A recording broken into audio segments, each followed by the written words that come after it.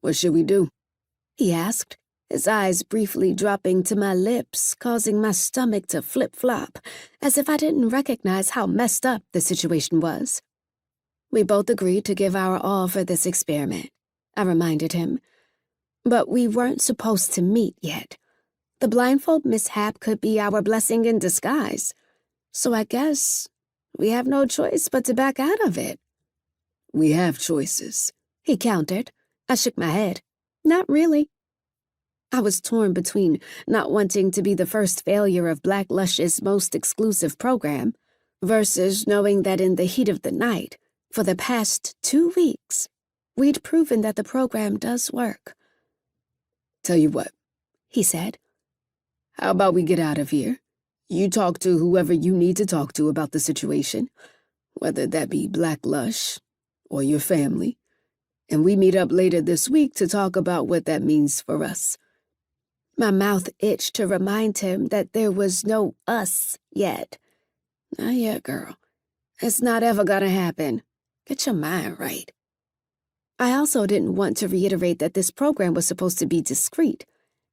How we could keep it under wraps when everyone in our lives would know that there's no way we just randomly started dating was beyond me. Still, I had to process everything. And knowing who he was and who I was meant the situation was muddied in my mind.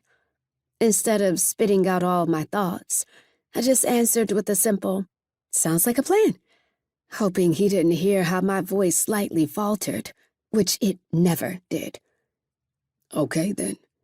He leaned forward and then backed away, as if he wanted to give me a hug but thought better of it. Even worse, I hated that I wanted the hug. Needed it even. I guess I should put my clothes back on and get out of here. I have a benefit soon. My eyes widened. That's right, I'm supposed to be there. He rubbed the back of his neck again. You and your family. I think others will be in attendance too. Others. I knew who he meant. I can't believe this is happening right now. I pinched the bridge of my nose. It was then that he finally gave in to the desire to pull me close. His arms immediately cloaked around my body.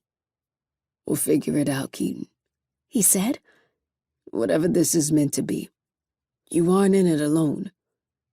We didn't know about each other, and for what it's worth, I don't regret any time we spent together. I swallowed back emotion that snuck up and hit me in the chest. Thanks for that, VOSHON.